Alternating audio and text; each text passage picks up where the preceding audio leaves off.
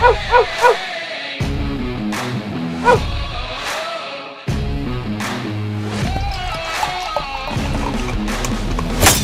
to another edition of the Dogger Pass podcast. This for UFC Tampa. Cody Saftik is on the line. Producer Jared is on the sticks, and we've got a promo with CoolBet. All episodes of Dogger Pass podcast are brought to you by CoolBet. Use promo code DOGORPASS when making a new account. Get a match up to $200 on your first deposit. 3x rollover. So deposit $200, get $200, bet $600. It's all yours. Probably the easiest deposit bonus to accomplish in the modern sports age, Cody. You hit him up pretty hard on that little parlay that we had boosted there last week as well. I think it was like a plus 450 or something. Yeah, we ended up throwing together a 6-leg parlay at the end of the show last week, and then ended up coming through. Now I want to address something. Gone was greasy.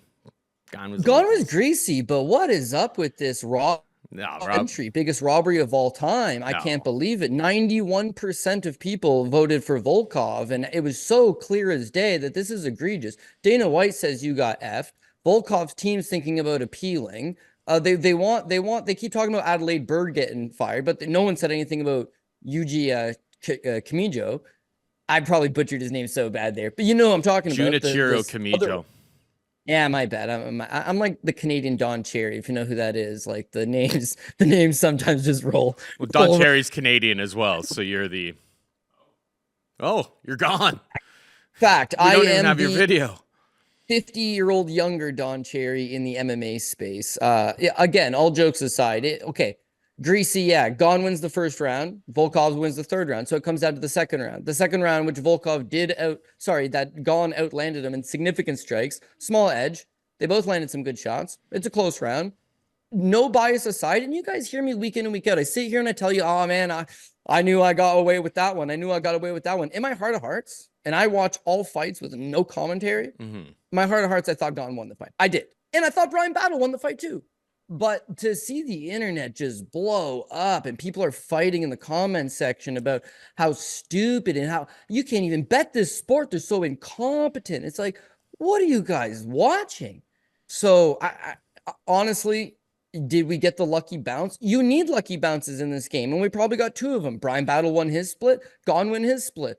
I've sat here on other weeks where all of the splits went in the other direction. So yeah, I'm due for one. And I don't feel like it was this is absolutely criminal. There has been way worse decisions this year. And to say that one was a highway robbery, completely disagree. So yeah, we hit the 6 fight. CoolBet's probably not happy about that. Most people that bet Volkov are not happy about that. Fine. But we are, brother, we are. So hopefully we can do another 6-fighter. This one's tricky because it's a card with a lot of old fighters and a lot of fighters that are probably looking to retire. And that's kind of been the theme for the UFC. You look at last week's card, Dana White goes out and flat out retires Clay Guida. He flat out retires Anthony Smith. He retires Chris Weidman. For my money's worth, Ron Gracie should probably retire. Oh my God, abysmal effort again. So it's all the way done for him.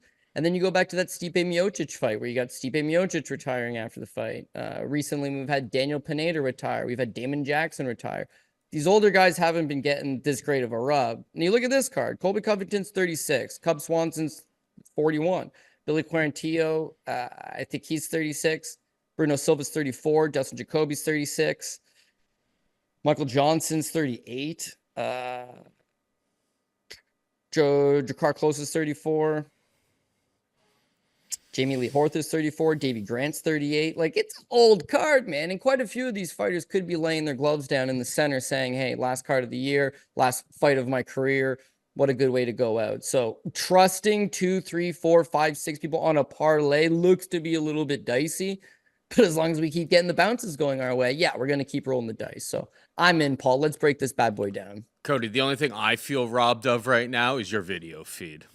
You got to share that with us. I would have mentioned it like 3 minutes ago, but you kind of kept talking, and people get mad when I interrupt you. So I just kind of let you finish your sentence, and there he is. He's back. Let's get into the action. We've got Joaquin Buckley taking on Colby Chaos Covington. Buckley a minus 294 favor. Covington can be had 4 plus 240. Who you got? I'm going to go with the underdog here. And it's not like favoritism towards Colby Covington, but at the number, I think I'm going to take a shot at the underdog main event, last one of the year. Again, Colby Covington, we've known him to be an elite competitor throughout his career. He's got his wrestling, his striking's come a long way. He's got great cardio. He's got cast iron durability. Yes, he's 36 now. Yes, that last fight against Leon Edwards was probably the worst outing of his career. The writing is most certainly on the wall, but he only loses to world-class operators. His losses are to Kamaru Usman. He's lost to Leon Edwards, and Warlley Alves caught him with a guillotine choke back in the day when Warlley was, half dangerous. Bottom line is that I think it's going to still take a top competitor, a top guy in the division to go out there and get the win over him, right? Covington still brings a lot of good things to the table. It's just, where is he at physically? Now, I've talked about this a number of times on the show when Colby fights, is that years of weight cutting through wrestling, high school, back when he was in middle school, throughout college, then to the UFC, I think his body really did get burnt out. And then to hear him go on the record and say, I kind of let my ego get to me a little bit as well. I just feel like he was in that right spot in his career where he thinks he's better than he actually is. It was a humbling experience against Leon Edwards. It's forced him to go back to the drawing board. It's forced him to reassess things. It's forced him to kind of get some of that pressure off his shoulders. And this very much is a retirement fight for Colby Covington. I say that because, one, he's not competing 2-3 times a year anymore. Like, he's really reserved it to these big fights. And because he's got a big name and he's got high stature within the division, he can command a big fight. And a big fight commands a big payday. He loses to Joaquin Buckley, it's probably near the end of the road. And the fact that this is a fight night Tampa, Colby's been calling South Florida home for the last decade. Yeah, I would say hometown crowd, hometown fans. He knows that it's on the line. You lose to Buckley, you're regulated to journeyman status, and he just doesn't want to be that guy. So I think he's going to put in a full camp. I think he's going to come in and give a full effort. And with that, he's got skills to beat Buckley. So you look at Joaquin Buckley, right? Here are his flaws. Is that super muscular, jacked up guy at range, at high volume output striking. He just hasn't got it. He doesn't got short arms for like a stacked guy like that. He's got a long reach on him, but he's not one to throw multiple punches at a time. He's not one to throw combinations. He's not one to really, he's looking to murder you with that big right hand or close that distance, get a hold of you and take you down. His last fight against Stephen Thompson, he's getting outstruck. He's getting outstruck 49-34. He does get a lone takedown on Stephen Thompson, 4 takedowns on Thompson, but it's 4 attempts on 7 tries, and he gets a little over 4 minutes of control time. I've got Buckley lined up on all my tickets in this card. I think he's losing until that knockout. And yeah, whatever. It was the second round. The third round would have happened. Things would have shaken up a bit. But yeah, and it's Stephen Thompson. But you've got a 40-plus-year-old Wonder Boy Thompson piecing you up from the outside. He relies on those takedowns. His fight with Nursultan Ruziboev, big 6'4", long, rangy striker. He's able to rely on his takedowns, 4 takedowns on Ruziboev to neutralize him. I don't see him taking down Colby Covington. I don't see him taking down Colby Covington and holding him down for long periods of time. Now, again, Colby's not what he used to be, and Leon Edwards just took him down twice. But Leon Edwards is a champion. Leon Edwards, former champion. He's better in those assets. He's a better striker. He's more experienced. He's got better grappling than Joaquin Buckley. Buckley may be able to muscle a takedown on Covington, but I think Colby does pop up. So take wrestling off the table. Now you need to rely on Buckley to just line him up with the big right hand and knock him out. Possible, but one, he'll be getting outworked until he lands that knockout shot, which you never want to bet on that as a big favorite. And two, the knockout just might not materialize. He's knocked out Vicente Luque. He knocked out Stephen Thompson. Prior to that, I guess Andre Fiallo. There's a lot of these fights where guys are able to kind of tire him out a little bit. Now all of a sudden the shots aren't so big. And with Covington, who's the only guy to ever knock him out? Technically, Kamaru Usman did. But he didn't really knock him out. It was kind of a wonky stoppage, and it broke his jaw. And he did not go out. It broke his jaw, and he still got back up to his feet. That's the technical knockout loss on his record. So could Buckley knock him out? Of course, Paul. It's mixed martial arts. Anybody can knock out anybody. But that's a bit of a stretch. If you're not taking him down, which I don't think he's going to, and you're not outworking him 80, 90, 100 significant strikes over the course of 5 rounds, and you're not getting that big kill shot, then it's possible that he just gets outworked.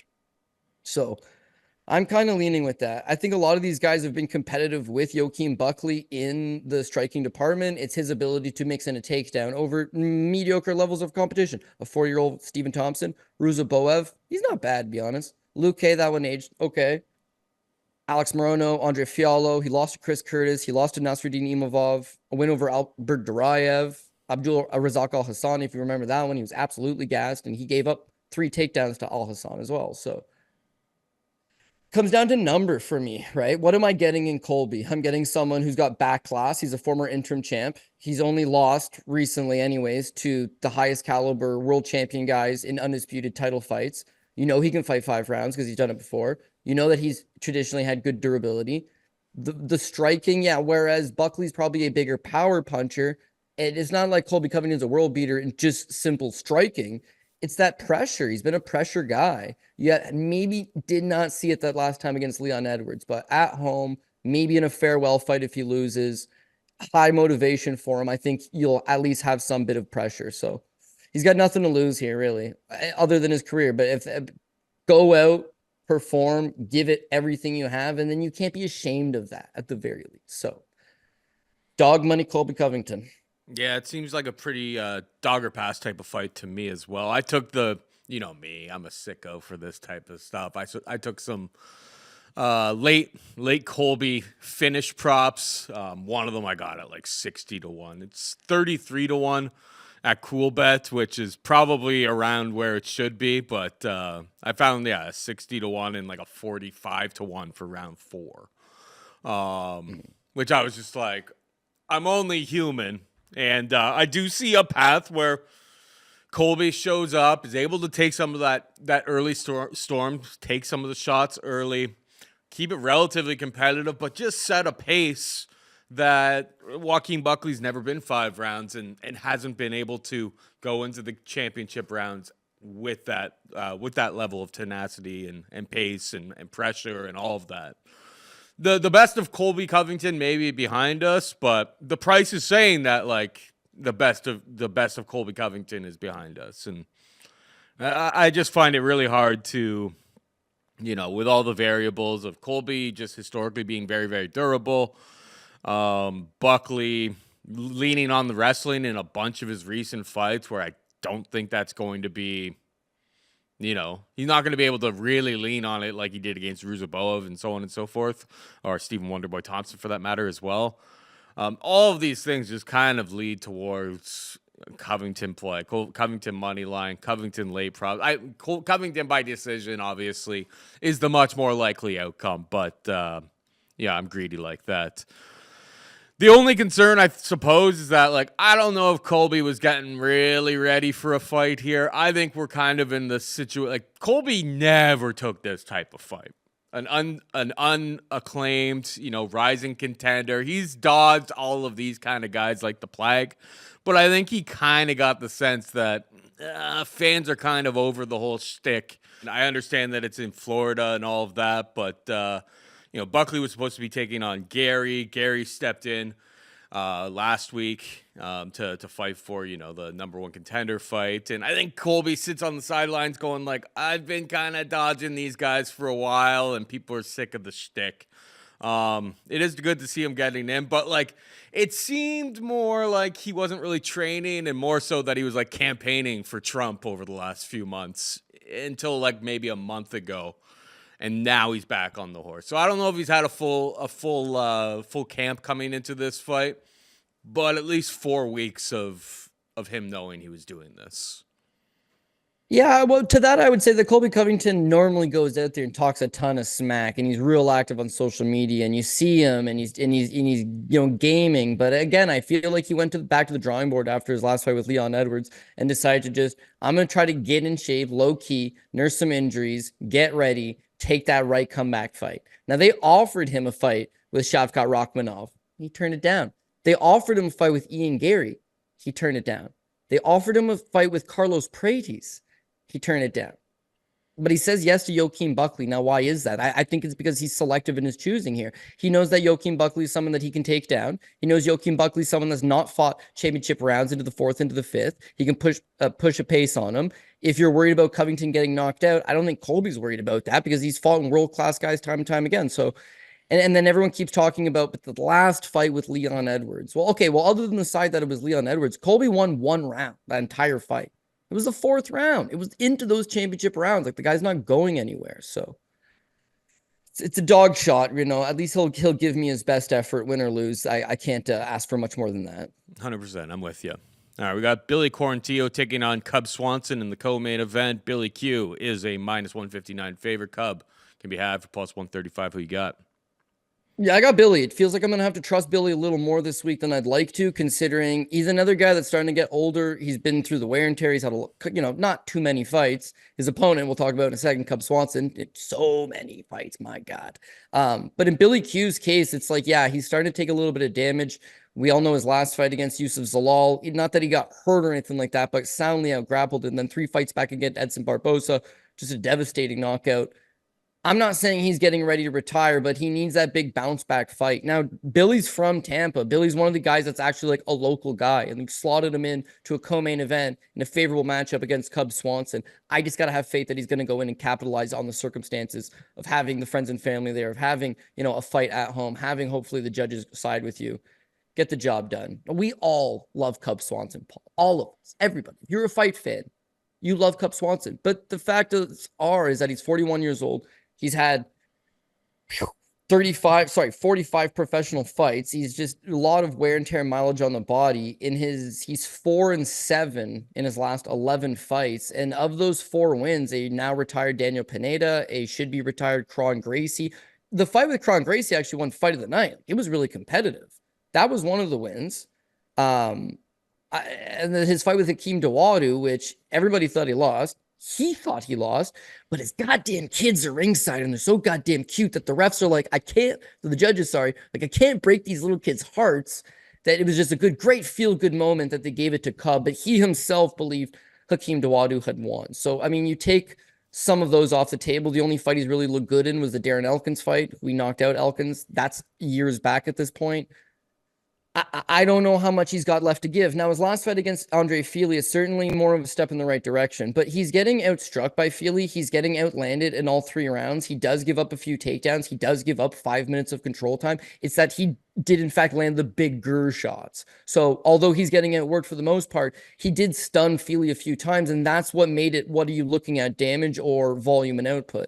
I thought Fili won, but a very close fight. The judges side with Fili. Keep in mind, this is an Andre Fili who's had 26 fights in the UFC and is a 35-fight veteran and is also now 34 years old. Like, I don't know how committed he was to the cause that night. It seemed like he was just going through the motions. Billy's usually a guy that's on the ball. He wants to push a pace. You know him as a pressure-type fighter. He can land over 100 significant strikes. He's big on submission attempts. He's big on just mad scrambles. He may lose the first round at times because he's not the most defensively sound, but he'll keep pushing that pace in that second and the third. That last time against Yusuf Zalal, who's proven to be an excellent contender in the division, he got soundly out-grappled. Against Cub Swanson, that ain't going to happen. Cub Swanson's got 14 pro losses, 7 of which are by submission, including a pile of big ones where he'll get caught in an armbar, he'll get caught in a guillotine choke, he'll get caught in a rear naked choke. Frank Yeager, once upon a time, snapped his jaw in the 5th round of a fight. There's a path to victory there for Billy to utilize his BJJ black belt and snatch up a submission. Remember the Brian Ortega fight? Same thing. Cub's doing well. He steps into the pocket. Brian just latches onto a guillotine choke, and that's the end of the fight. The Moicano fight. Moicano easily takes Cub Swanson's back first round, softens him up, takes the rear naked choke. I think that's a path for Billy, and then just outlasting him on the feet. Throw that volume. Just keep that pace. Keep working on him. If you go back 3 fights ago for Cub Swanson, he fights Jonathan Martinez. Now, Martinez is just faster than him. And at Cub's age, now 41, and with all the mileage and the wear and tear that he has on him, his reaction time's not quite used to be. So these faster fighters can oftentimes beat him to the punch. Against Martinez, it's the perfect trifecta. His lead leg goes out from the leg kicks. He can't stand on it. He gets hurt to the body and goes down. And then he gets finished off with the TKO to the headshot goes down. Knocked down, hurt to the body. Anyways, it's a drag him out type fight where if you push this pace on him and you push this pressure and you throw high volume, you're gonna be able to slow him down. Naturally, he's not the same guy that he used to be. Now, when you look at Billy Q's got like one stat that stands out above everybody else's in the division is that he averages 7.36 strikes landed per minute. That's almost 7.5 strikes landed per minute is Billy Q. So you better hope that you knock him out, which I don't necessarily see Cub doing, or submit him, which I really don't see Cub doing. Or he's going to be in your face landing all night. And Cub from years back, like the Duho Choi fight, like Cubs from that era, He's standing in front of you and ice you, no doubt about it. That took some out of him. Subsequent fights took something out of him. At this point, he's mostly just looking to, counterpunch and have a slower sparring type session. Like Andrei Arlovsky fights a little bit, not quite as boring as Andre because you're still a 45er. You still gotta go out there and do the damn thing. But he's mostly just waiting for his opponents who have a ton of respect for him, don't really want to hurt him. He's waiting for them to make the first move, and then he's going to counter with something. It's flashy. It's a right hand over the top. In the Feely's case, it hurt him a few times, so it looked good. But these guys are all prone to outwork him, and Billy's a workhorse. So I think Billy wins, and he's at home. So he's going to have the fans behind him. If it's a close fight, it's a split decision type fight. If we need a bounce this week, Billy should be able to get that bounce. Where do I trust him, right? I'd love to put him on the first line, but that just feels so greasy to me because it's Billy, and I think he's kind of sort of getting near the end, but this is very favorable matchmaking for him. He's just got to go out there and capitalize. So you'll see him on the second or third ticket. If we make a 6-legger at the end of it, Billy's on it. But at -155, the bookies know it as much as I do. It's going to be a competitive-ish fight, and there will be moments for Cub. Billy just needs to trump that and have more of them. Yeah, I have a little bit of concern with Billy. I mean, I guess the one thing that keeps his pace off is when his opponent's able to wrestle him. And I really don't think Cub Swanson's going to be able to go in and utilize that type of style against him. So it probably turns into a stand-up affair between the two of them. Cub, as you said, hasn't really shown the same level of power and capabilities in that respect in quite some time. It's not going to be like Billy going in there trying to go guns a-blazing with Edson Barbosa and getting absolutely nuked. That was nasty. That was nasty, but Edson Barbosa is a different kind of beast. Even though Edson's a little bit long in the tooth as well at this point in his career, the guy's just chiseled from stone. I haven't seen the same stuff from Cub. I guess he knocked out Darren Elkins. So it's on the table. It's definitely possible. But I won't be backing it at this type of price with my money. I tend to agree with you that Billy will stand in there. Maybe some of the heat or some of the exchanges, particularly in the first round, will be a little bit dodgy. Maybe this is a fight that you want to hope that you can get to round 2 and you get a better price. I can see round 1 being very, very competitive on the feet. But we know with Billy, it's just he just ramps up the tenacity. He ramps up the pace. And he sets it to a pace that most guys can't really keep up with. Kind of curious about a Billy round 3 prop. But Cub's pretty tough. I could totally see Cub at least clinging on, surviving. Yeah, it's 12-1. Not in love with it, to be perfectly honest. Actually, no, wait. It's way shorter than that. 7-1. No, thank you. You can keep your 3-1. Your round 3 prop at 7-1. That's way too short. If it wins, good on you, but won't be getting my money. Billy Q for me as well there, Code. All right, we got Manel Kape taking on Bruno Silva. Manel Kape is a -385 favorite. Bruno Silva can be had for +300. I know Kape, he broke his leg or broke his hand last time out there. Really was kind of a toe. It was toe. My mistake. Yeah. I think I just blocked it out of my brain. A terrible fight. I've been fraud checked. I didn't rewatch that fight. I had money on Kape. And I feel like the door was open for Kape as a pretty sizable underdog against Muhammad Mokaev. The door was open for him to do something, but obviously the toe broke, and then he just never really got after it. That's kind of been a story of a lot of his fights. Outside of he had that one first round finish. The Jalgas fight where he had 53 significant strikes and 2 knockdowns in 4 minutes and 2 seconds. A lot of it's minding your P's and Q's. I guess Felipe Dos Santos fight went the full distance. He put up 112. So it's he's capable of putting up some volume. He's going to need that here. I have questions about what's going to happen in the grappling exchange between him and Bruno Silva. All I'm really kind of getting to here, Cody, is We're talking about the flyweight division. All these guys are super skilled. All these guys are pretty tough. Bruno Silva had a horrible first round last time out against Cody Durden, was getting absolutely mollywops, but he got back into that fight. Ended up getting the second round finish.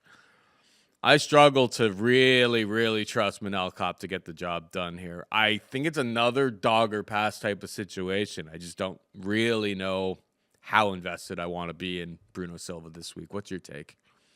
Yeah, I actually got Bruno Silva. Yeah, partly because this is a crazy number. And one, it's a flyweight fight, but that aside, it's like Bruno Silva is one of these guys that's going to give you full effort. And Manel Kape's one of these guys that sometimes just pitches a bad performance. Not saying he's not a talented fighter, but he's actually got a history of just pitching these bad performances. His UFC debut, Pantoja. Yeah. And he almost won the fight. He could have won the fight. That one aged amazing. But you remember, Paul, he just doesn't do anything. He's staring at him the whole time. Mm-hmm. He got 2 takedowns on Pantoja. And then the striking department, which is where he has the advantage, is the striking department. He just is so gun shy. He just sat there and waited and waited and waited and ends up losing a unanimous decision that people thought should have been maybe a split or could have been gone the other way, but he ends up losing. His very next fight against Matheus Nicolas, the exact same thing.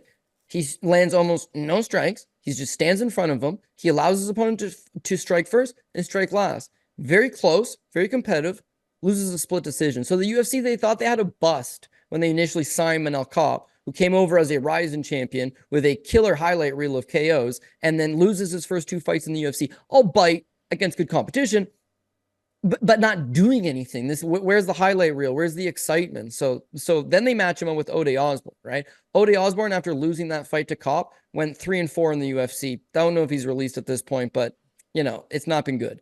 He beat Zhalgas Zhumagulov. After he beat Zhalgas Zhumagulov, Zhumagulov lost 3 straight in the UFC, then got released. He beats David Dvorak. After he beat David Dvorak lost his next fight with Usyk. He's currently on a 3-fight losing streak. I believe he's also been released from the promotion. And then the Felipe Dos Santos fight. Now, I want to zone in on this one.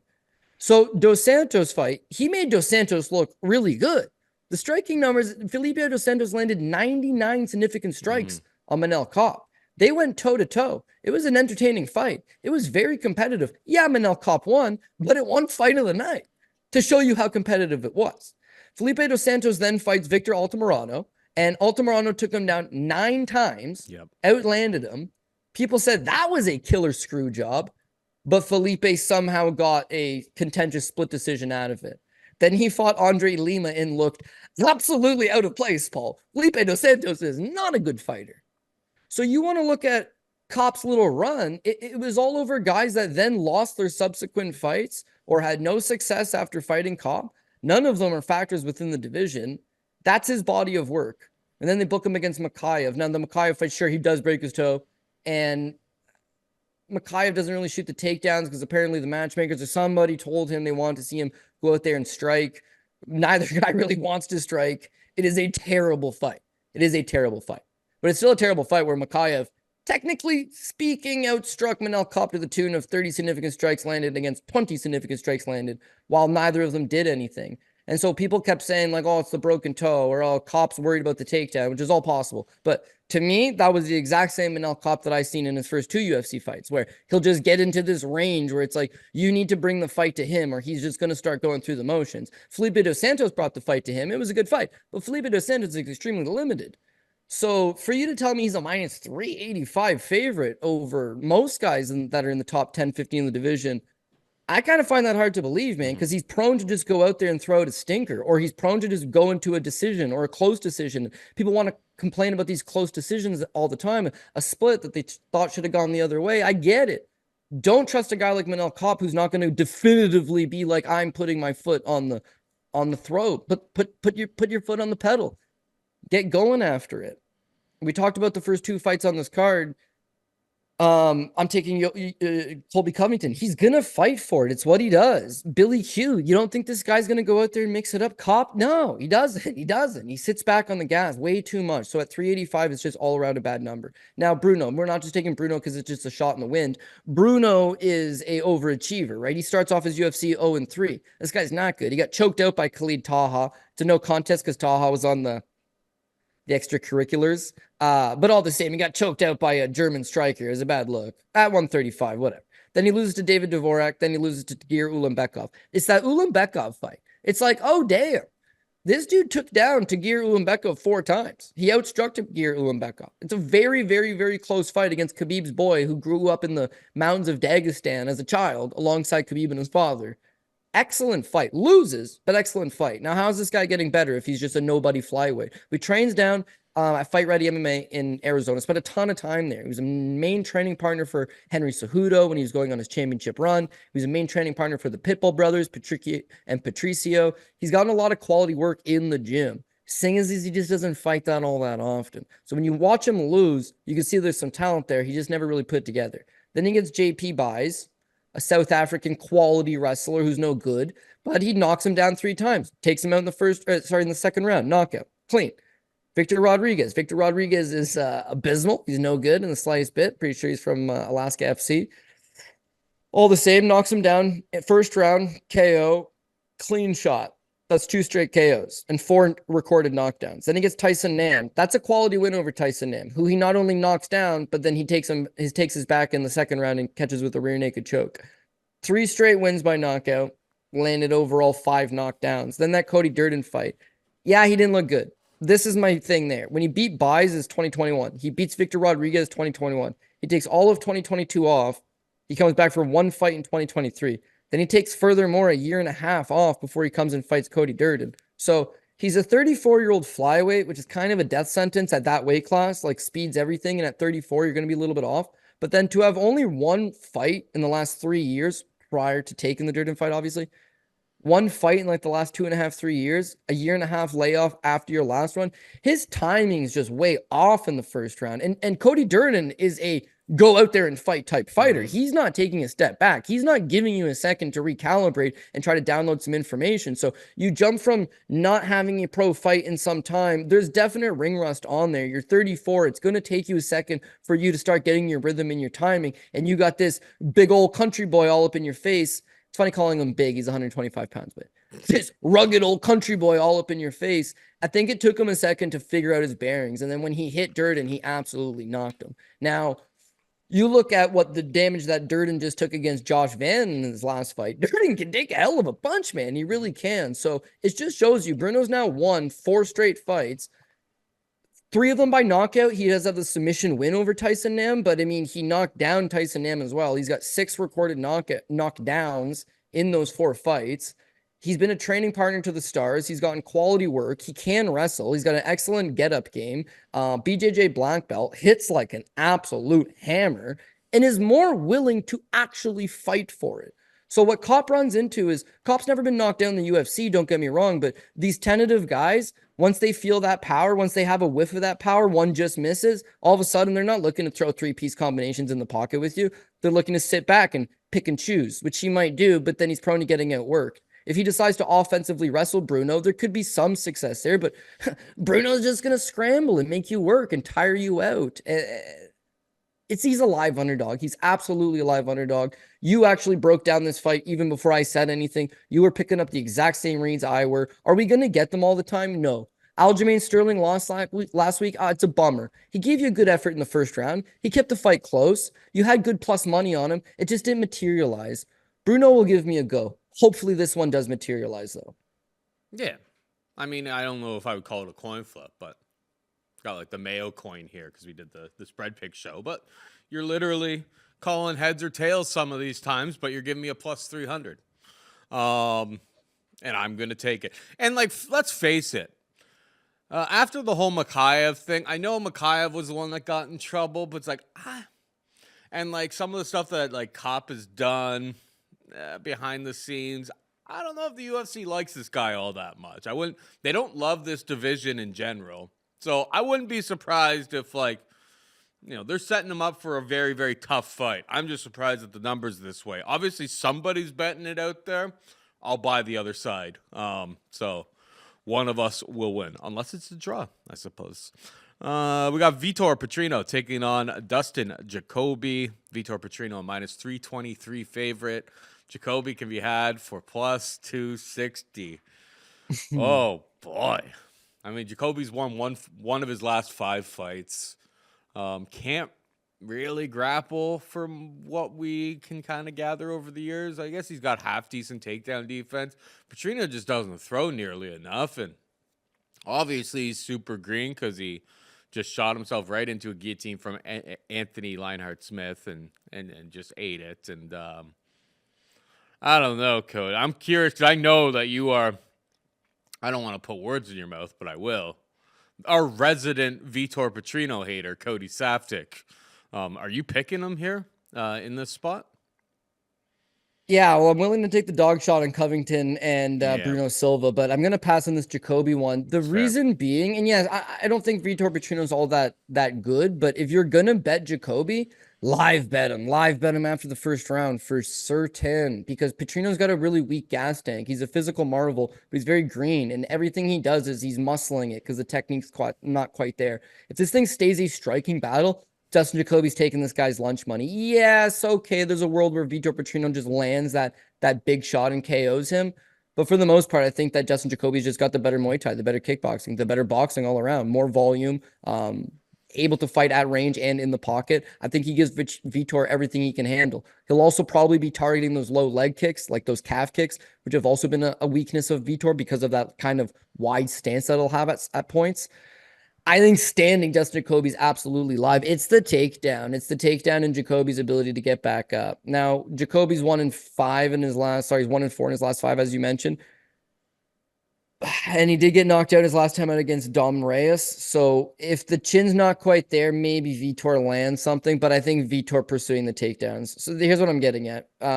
Jacoby came back to the UFC from Glory Kickboxing. He was had some notoriety as a kickboxer. The matchmakers have done a wonderful job of matchmaking him against strikers. His last fight against Dominic Reyes is a striker. He fought Alenzo Menefield just before that, striker. Before that, Kenny Njoku, striker. Before that, Azmat Mirzakhanov. Don't be fooled. Mirzakhanov has an OV last name, but the guy's not a wrestler. He's a striker. He's a striker 100%. Right before that, he fought Khalil Roundtree, who I don't think knows how to wrestle in the slightest bit. Daung Jung is a striker. Mikey O, Lord Michael, everybody knows him, striker. John Allen's actually not good at anything. Darren Stewart, Darren Stewart's technically a grappler. He's just not good. Stewart did take him down twice. It's the one right before that, the Ion Kudalaba fight. It's a draw. Kudalaba is actually not really a grappler himself, but he does have a European Sambo championship under his belt. He certainly does know how to take guys to the ground, and he takes down Justin Jacoby 9 times. And I know it's a long time ago, but you've not seen him fight any wrestlers since then. They've booked him almost exclusively against strikers, and that's all well and good. He just got clipped his last time out, so now he might not be as serviceable as he used to be. He's 36 years old. He's starting to take some damage. He's had a lot of fights. Maybe writing is on the wall for a guy like Dustin Jacoby. So they give him this young prospect in Vitor Petrino. But Vitor does represent the first guy in a long time that probably has his sights set on doing one thing, which is he's not a wrestler, but has his sights set on one thing, which is I'm just going to muscle Jacoby down to the ground and then not lay and pray, but just out-muscle him, win 2 of the first 3 rounds. That's why a live bet would be your best bet, is that if Vitor takes him down in the first and doesn't finish him, the second round, you're going to get a better gauge on, is he tiring? But you're going to get a better gauge on, are the takedowns just coming easy? Because if they're not coming easy and Dustin Jacoby can stuff a few of them, he's going to start racking up on them. But point being, his fight with Rodolfo Bellato, he got rocked standing. He did end up knocking Bellato up. He got rocked standing bad. His fight with Marcin Prachnio is outstriking him 55-44 at the time of the submission. He's losing the striking exchanges. He's just able to take him down 4 times. His fight with Modestas Bukauskas, that one didn't really matter. I guess it happened before it went. His fight with Tyson Pedro. Who goes the distance with Tyson Pedro? Like, that's abysmal in itself. But he also got outstruck by Tyson Pedro in that fight, 30-27. But he had 3 takedowns. This Jacoby fight is the exact same thing, man. He's going to lose the striking exchanges. The volume is going to be getting racked up by his opposition. If you've got 2 judges that are looking for damage more than anything else, that also makes Jacoby live. I just can't get it out of my head that the takedown's probably going to be there for him. And then the same thing that happened to Prachnio, or the same thing that's happened to other guys, that once he does get on you, he's a strong guy. He's got a BJJ black belt. What went wrong in the Anthony Smith fight? He shot from too far out into a actual credible grappler's choke. Anthony Smith is a BJJ black belt. Anthony Smith has a lot of good quality submission victories at the highest level. The guy can most definitely, is he washed? 100% he's washed. If you want to shoot a shitty takedown right into his arm, a few minutes into this fight while he's fresh, like you're just writing your own grave. That's not going to happen against Dustin Jacoby. You can shoot from wherever the hell you want. He's not grabbing a guillotine choke. That's not going to happen. If anything, if he tries to grab the front headlock instead of digging the underhook, Petrino's just going to trip him up and take him down. Once he gets him down, Jacoby's 36 years old. He's 205 pounder. He walks around at 225 pounds. His ability to create space and explode is not there. So this will probably be a very dull fight, but it'll be one takedown from Petrino in the first round, one takedown for Petrino in the second round. In the third round, he's exerted enough energy from not doing anything in the first two that he runs away. I like the over on this fight, actually. What's the over on 1.5? And then 2.5. I could effort that. Sorry to put you on the spot. Doesn't matter. I kind of like the over on this fight. I think Petrino is a gas bag who knows it, who's coming off a loss, who's just going to take him down and hold him down, and that's the winning path of victory. If you're a dog hunter and you want to take a bunch of dogs, we've already given you 2. Jacoby's a dog that, given the right set of judges and the right set of circumstances, can cash. But I've already played 2. This one I wasn't as high up on, so I decided to go with Vitor Petrino. Over 1.5 minus 167 at Cool Bet. Fight goes to the decision plus 170. That's not as good, but not bad at plus 170. To be honest, really not bad. I wouldn't hate that. And like the interesting thing about the Tyson Pedro fight with Vitor Petrino is he barely shot any takedowns the first 2 rounds. All 3 of the takedowns. He's a bum. All 3 of the takedowns that he got were in round 3. Went 3 of 4, which means you're in round 3 with Tyson Pedro, and Tyson Pedro's getting back up. Problematic. You left out you left out him going. They went 7 versus 5 in takedowns against the Pleasure Man. Come on. I know Jacoby's not.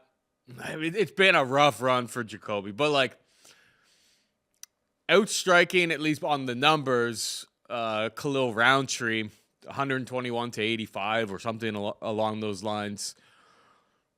It's not all that bad. If he can keep this fight upright, I think from when I look at the numbers, I think it's another clear dogger pass. Petrino could come out, he could wrestle from the hop, use that size, strength, power. I mean, that's why the line is the way it is. But you know me, I like to think, what if that doesn't happen? And wouldn't be shocked to see Petrino kind of get checked again. I'm surprised that he's such a big favorite. Like, there does seem to be some action coming in on the Jacoby side, because I think people are like, we just haven't seen enough from Petrino to know that he's trustworthy at this price. He's struggled literally every step of the way, and we didn't really necessarily believe in Anthony Smith to be the one who did the Ultimate Project, but now they're giving us another opportunity to fade this guy. So I'm gonna end up having a little bit of money on Dustin Jacoby on Saturday. I won't be able to help myself. This episode is brought to you by Prize Picks. Prize Picks is the best place to get real money sports action. With over 10 million members and billions of dollars in awarded winnings, Prize Picks has made daily fantasy sports accessible to all. You just have to pick more or less on at least 2 players for a shot to win up to 100 times your cash. Prize Picks is the best way to get action on sports in over 30 states, including California, Florida, Georgia, and Texas. Prize Picks also does Taco Tuesday every week, where you get discounts on projections up to 25% to help you win big. If you've got some hot takes on the NFL, why not take it up with your friends and win some real money this football season? On to MMA. If you're sick and tired of leaving things in the hands of the UFC judges like I am, Prize Picks is the place for you. Make picks on significant strikes landed, fight time, fantasy scores, takedowns, build up your lineup, all things that the judges have nothing to do with. Prize Picks has offerings for about every major sport that you could possibly think of, and you can win up to 100 times your money from just 4 picks. Download the app today and use code DOGORPASS to get $50 instantly after you play your first $5 lineup. That's DOGORPASS to get $50 after your first $5 lineup. Prize Picks, run your game. Daniel Marcos taking on Adrian Yanez. Minus 189 for Marcos, plus 160. Yanez, your thoughts? I think Marcos wins, given you're getting the best version of Marcos. But the one outlier is that fight with Davy Grant, where he just doesn't do anything. He just stands in front of Davy Grant. And he sits there and waits. So he's not technical enough to get into a 1-for-1 match with Adrian Yanez. Yanez has got crisp technical boxing, but he doesn't deal well against pressure fighters. You got to go out there and you got to throw better volume. He might be hitting you with some nice stuff. You got to throw 2-3 for every one that he's throwing. If you can come forward, put that pressure on him, then he's still fancy, sure, but you'll start to see him get broken down. He's been outworked by many of guys. Marcos, at his best, does exactly that.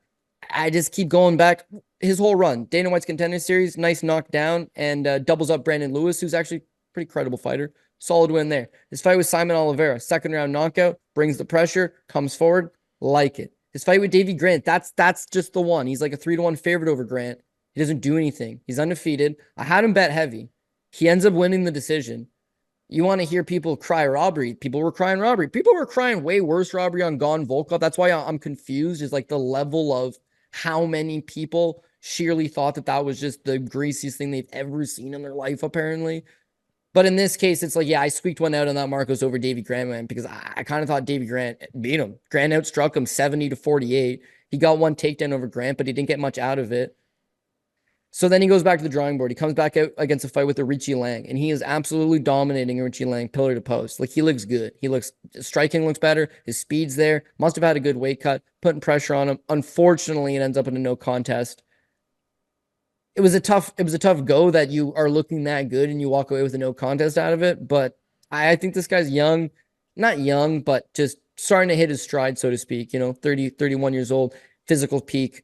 You're going to hear me say this every time Peruvian guys fight, but he's kind of one of your classic Peruvian guys. He's got excellent durability, excellent cardio, can push a pace. If he stays in the pocket with you, he's going to be able to march you down and land strikes.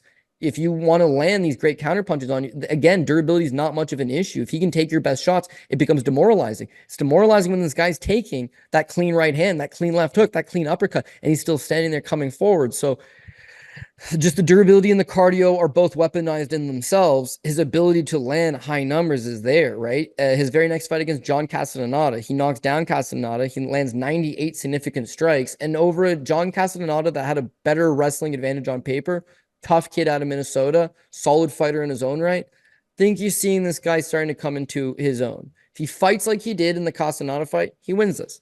If he fights like he did in the Richie Lang fight, technically it'd be a no contest again. But barring a foul in this thing, he was going to win it. If he fights in the Davy Grant fight, it's the only hiccup that he may have, because Yanez is short on volume. When you look at Adrian Yanez, it's that he has to have things his own way, right? The UFC was very high on this kid. They're ranking him in these stupid little things where they're like top 5 boxers in the UFC. And they're ranking him as like the 4th best boxer in the UFC. But you can kind of see why. He's got excellent footwork. He's got nasty combinations, great counter-punching ability. He has solid, tight boxing. But we've seen great guys before, guys like Cool Hand Luke Sanders, so good. And then the longer the fight goes, so bad. So bad.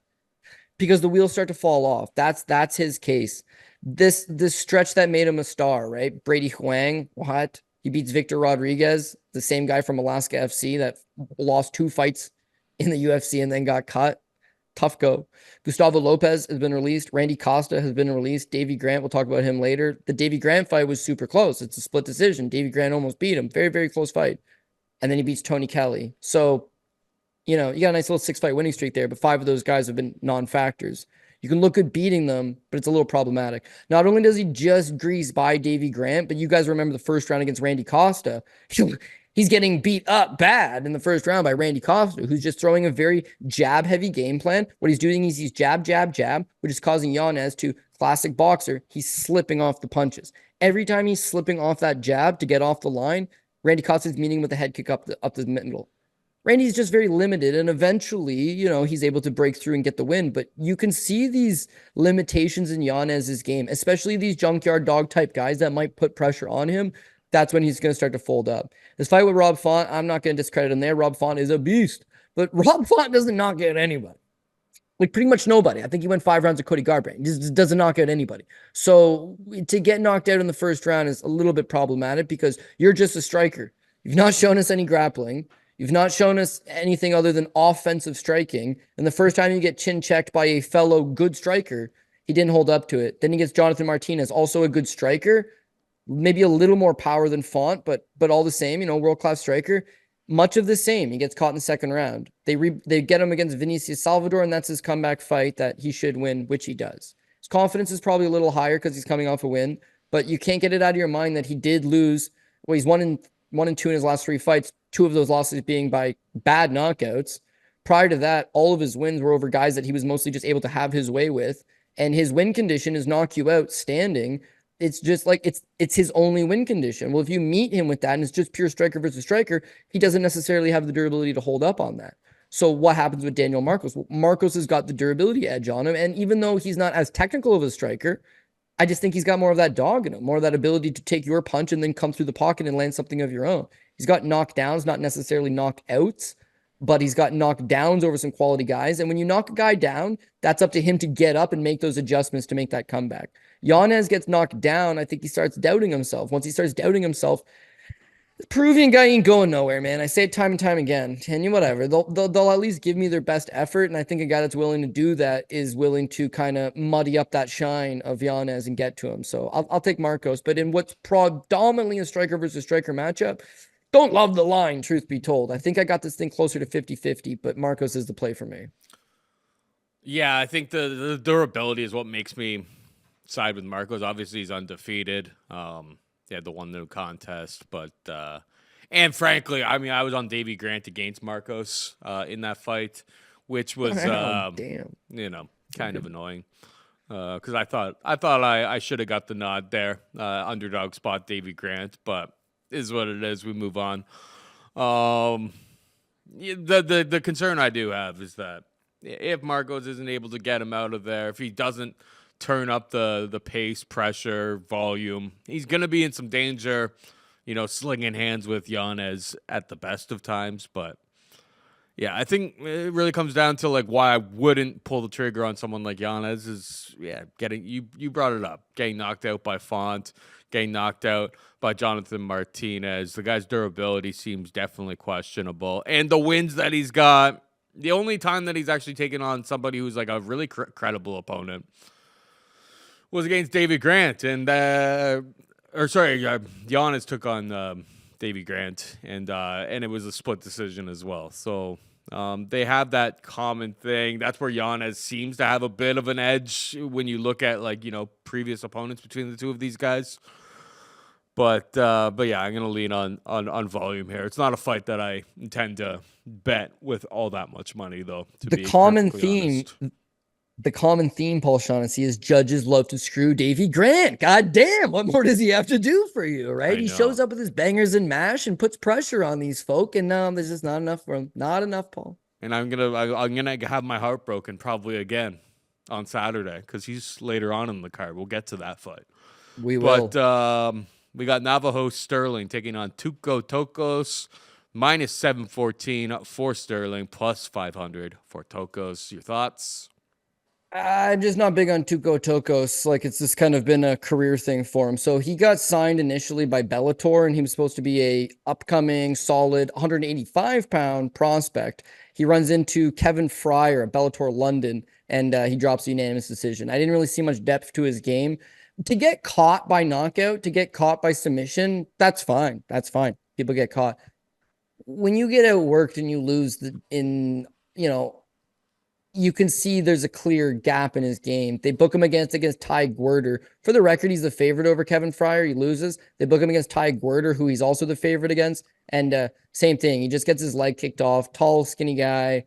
Don't like anything about his game. Then he moves up to 205. Now I'll give him this. He does fill out a little bit. He's not a bad striker. He is a guy that, again, will sometimes utilize his own leg kicks. Rangy at times. Some power to him. But there's no real ground game as far as I'm concerned. There's no real wrestling. There's no real durability. He's just somebody that's just, filling up a place on a card. It's a decent enough win over Ty Flores, who's a PFL veteran, but that throws him onto road to UFC against Mingyang Zhang, right? Now, in the Zhang fight, he is a minus 675 favorite over Zhang, who's just a Chinese guy that returns fire on him and knocks him out. So That's three. All three of his pro losses are all him being a sizable favorite, two of which were by knockout. One against Zhang, who I don't really rate. One against Ty Guerder, who I actually like Ty Guerder, but he's regional show at best. Like, he's not getting a sniff of the big leagues anytime soon, or, at least a man card slot in the big leagues anytime soon, like a Bellator PFL or anything like that. Kevin Fryer, he never materialized. I'm just not seeing it out of him. So they do give him a UFC debut against Umar Sy. I do like Umar Sy, but there's limitations to his game, but not in this matchup. Umar Sy is able to easily just wrangle him up to the ground, struggle with him for a little bit, is able to take his back eventually, get the rear naked choke. Tukos' grappling doesn't seem to be there for me. His striking, although offensively he can do it, defensively I don't think he's all that sound. He generally loses when he takes a step up in competition. There's just really not enough in his game whatsoever. Now, Navajo Stirling, he's only 5-0 as a pro, so he's still very young in his own ways. This guy looks decent, man. 27-year-old out of City Kickboxing. He gets to train with Carlos Ulberg. He gets to train with Israel Adesanya.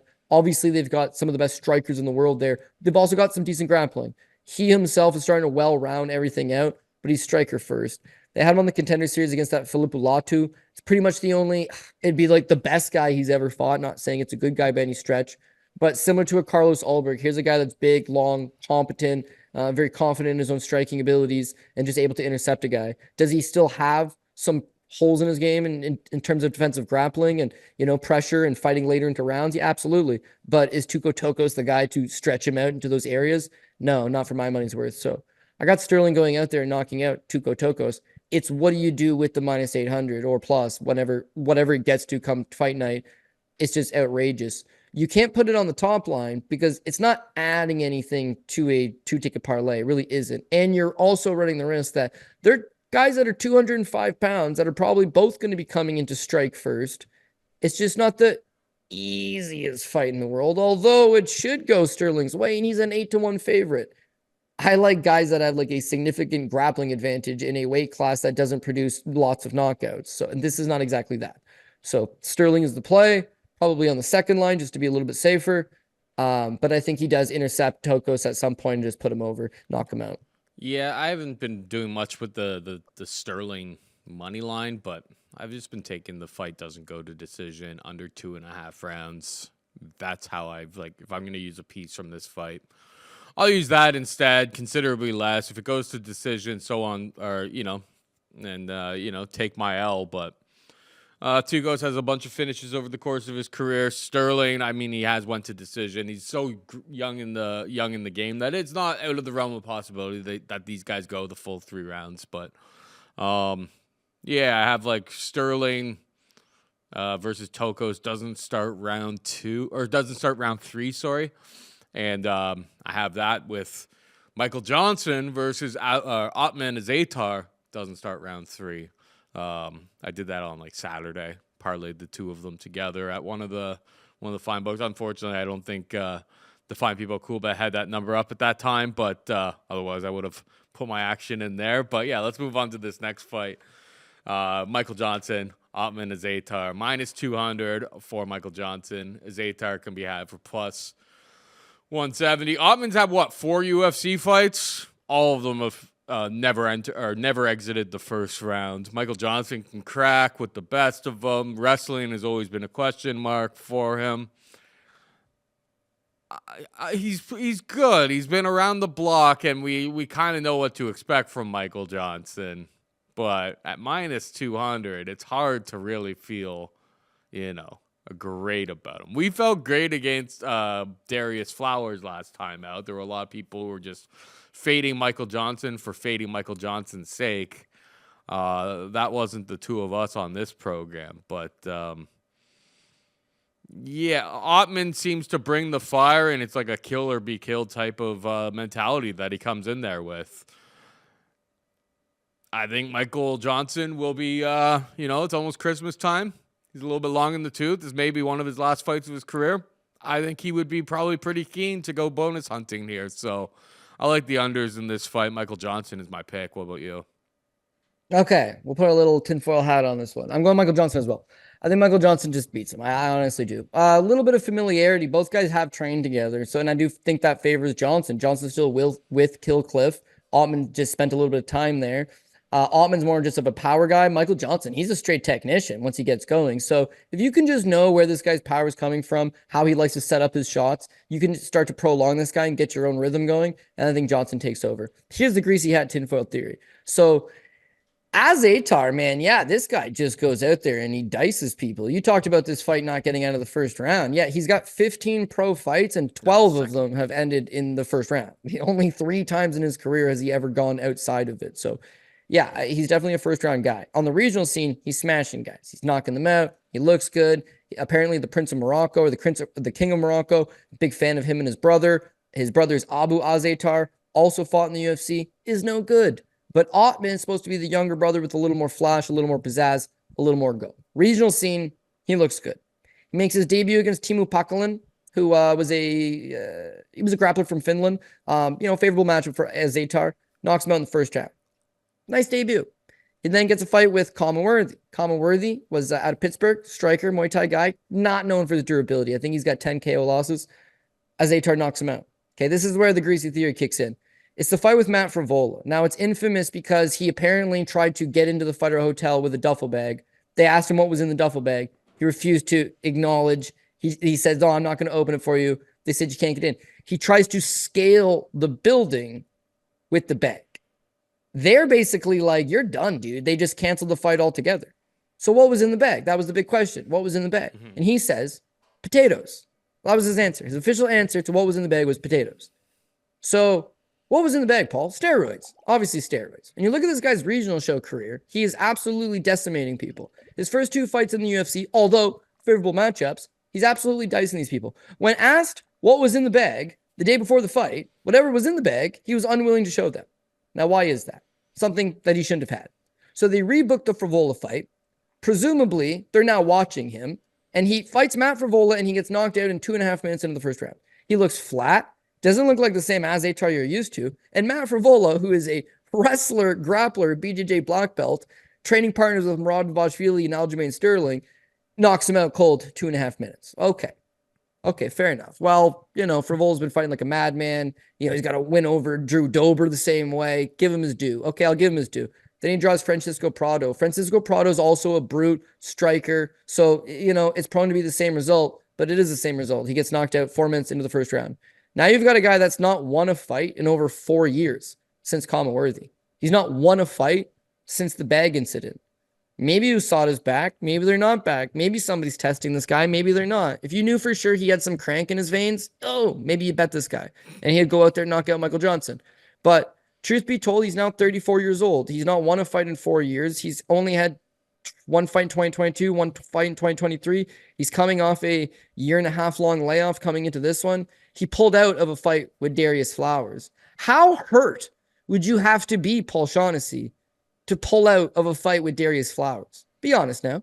If the UFC called you tomorrow and said, Paul, you need to pick one fighter on the roster in this weight class, and we'll give you $1 million to take the fight, you might take Darius Flowers. Let's be real, dog. He pulls out of a fight with him. I may try to get you're a long way off. Christodoulou, get him out of retirement, bring him back into the fold. Tony Puddings. Anthony Christodoulou, yeah. He's probably the worst fighter that's competed in the last 15 years. Although they gave him Mirabak Taysumov. That was unfair. Not exactly an easy fight. But yeah, you're right. He was a tub of pudding. What I'm saying in this spot here is you got Azaitar again. He hasn't won in 4 years. He's not looked good as of late. Ever since the bag incident, he's looked a little off. He's trained with Michael Johnson in the past. 12 of his 15 fights are inside the first round. He himself is getting knocked out in the first round.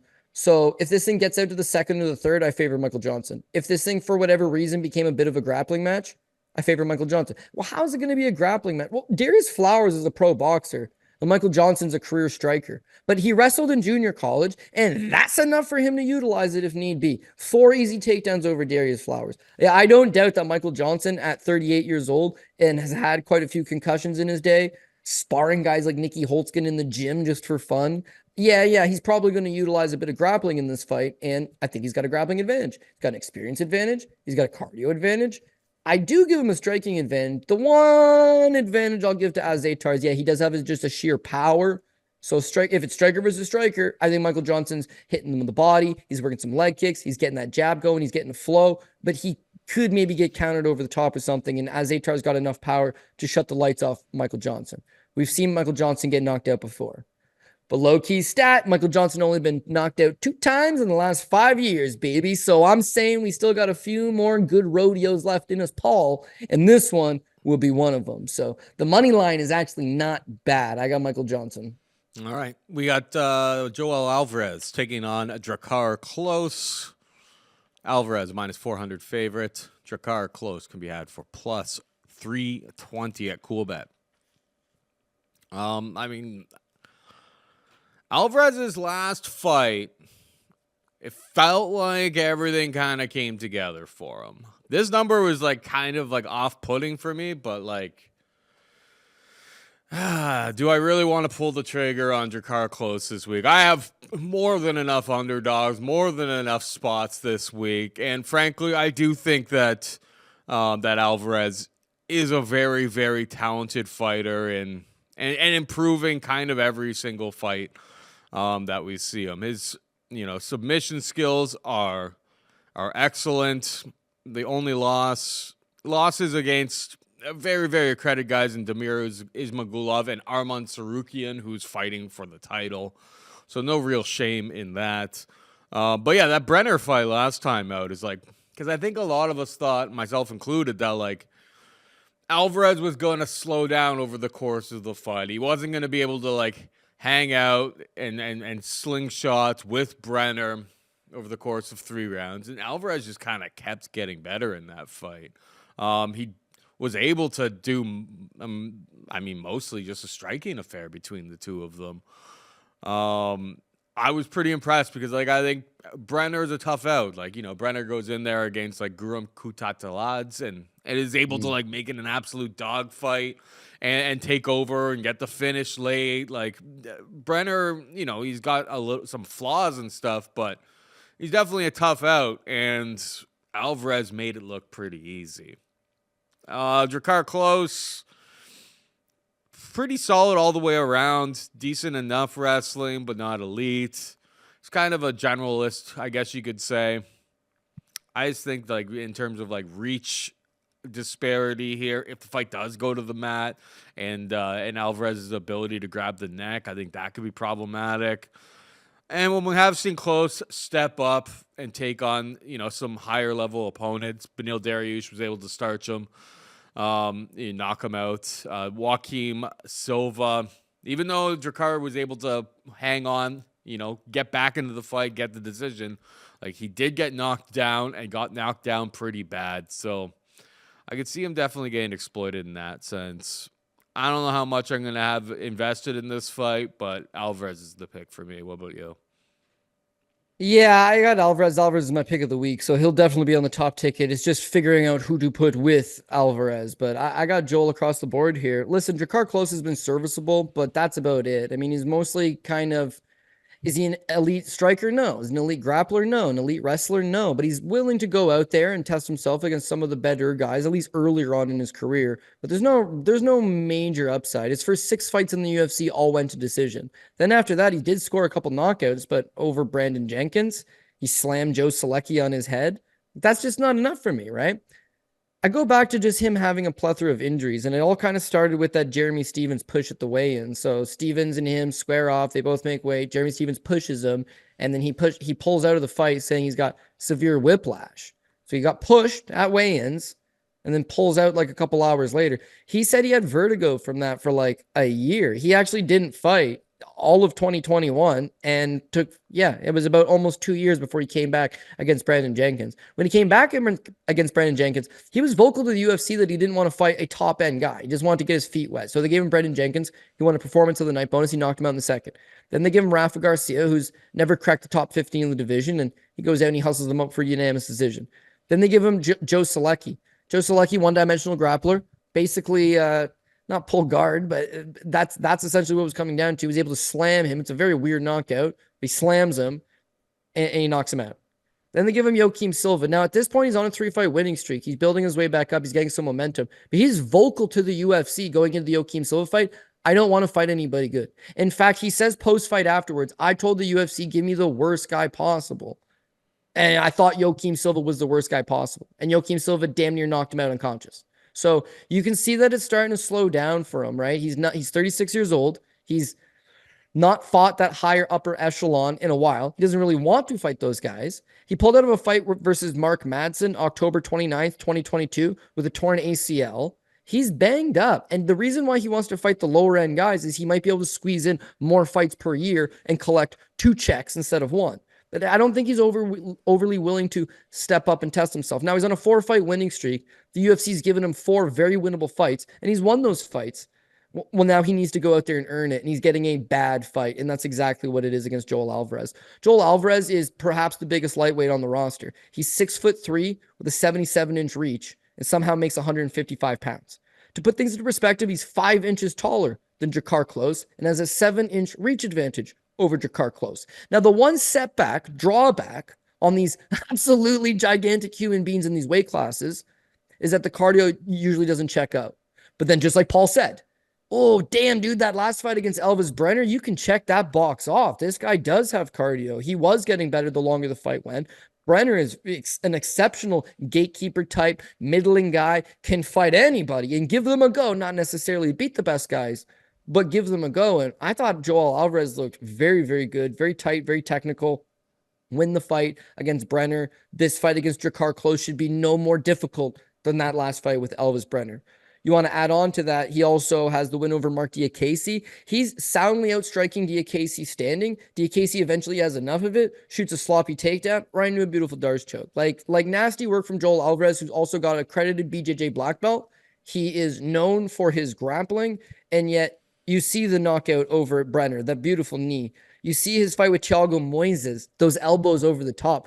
Moises doesn't get knocked out by anybody. This guy could take a hell of a shot. But when you have a 6'3" man on top, standing in front of you, throwing elbows right over top of your guard and caving your head in, it's not going to be a good time. So fight stays standing. I have a 7-inch reach advantage on Alvarez, who should be able to win this fight from the outside.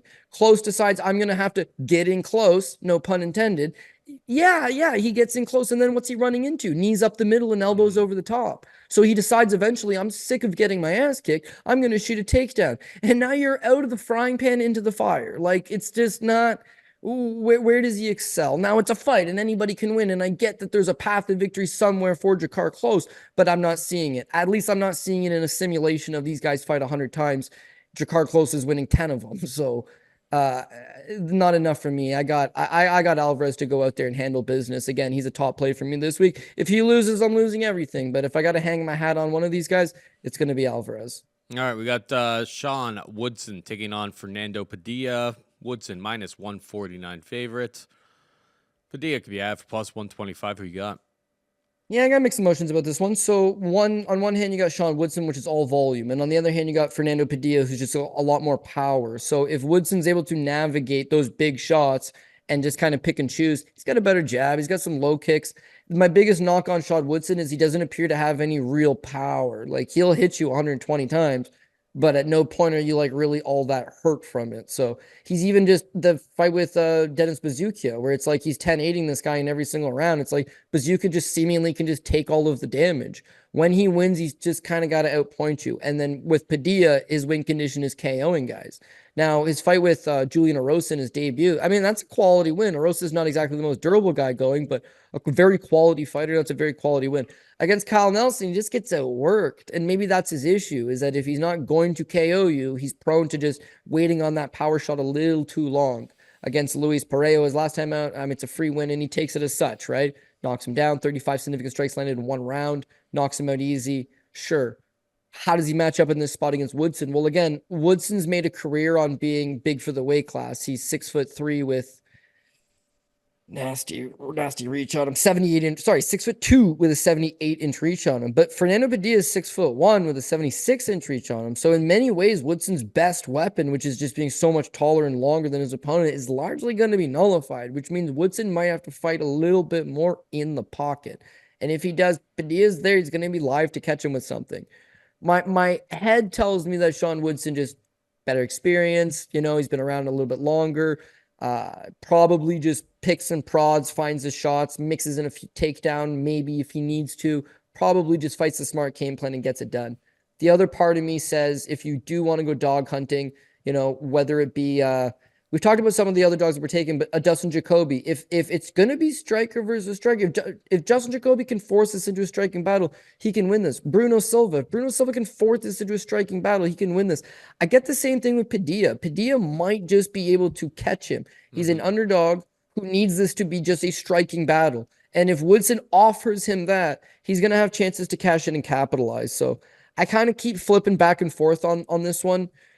Similar to the Daniel Marcos fight, you really start to like it, and then you watch back that one outlier fight against Davy Grant. It's like, ew, there's a scenario here where he looks really bad. I'm the same way with Padilla. Padilla might be able to bring the fight to Woodson here and land something, but I think back to that Kyle Nelson fight, and it's like if he does not land the first round knockout, he's a little bit prone to get outworked. And so that's why I keep drawing back to maybe Woodson's just got a lot more experience, and that's why I end up siding with Fernando Padilla. It's no disrespect to him. He's only 27. He's going to continue to get it better. And he's going to continue to get that experience. On the regional scene, he's got a loss to Dan Ige. Damn, that one's really not that bad. It's at 145 pounds. He lost to Taliesin Soares. He lost to Kurt Kinzer. He lost to Spike Carlisle in a fight he was just absolutely overpowered in. And then now he's in the UFC chalking it up. I just feel like Woodson's had maybe better quality work in that stretch. So a win over Charles Jourdain, solid. Jourdain's now dropped down a weight class, so not great, but a solid win over Jourdain. Woodson, his last time out, to be honest with you, I didn't really think he looked all that good against Bruce Leroy Caceres. But again, much of the same. He's able to avoid the ground game. He's able to land 120 significant strikes. And beyond that, he's able to go the distance. He's gone the distance in his last 4 fights. He's gone the distance in 5 of his last 6 fights. That's one thing where Padilla is win condition, first round knockout, second round knockout. Maybe if Woodson can just stick around in this one. Last thing is, and I just got to move around from this fight, I don't like in general, is that Woodson versus Luis Saldana. Luis Saldana is kind of tall and long. He fights tall and long.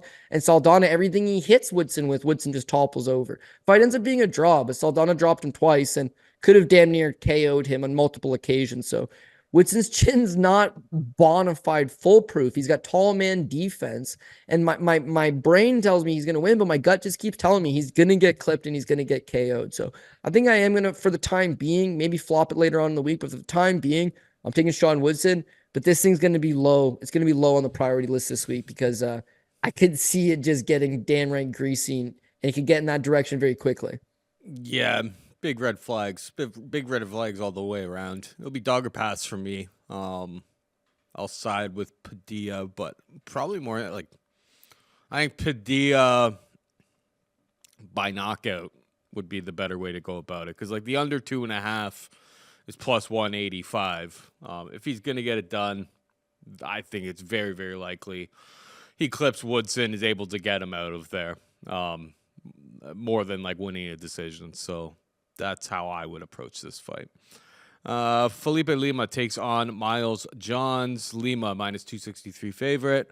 Johns can be had for plus 217. I feel like you're like the resident like Johns lover in this relationship that we call Dog or Pass podcast.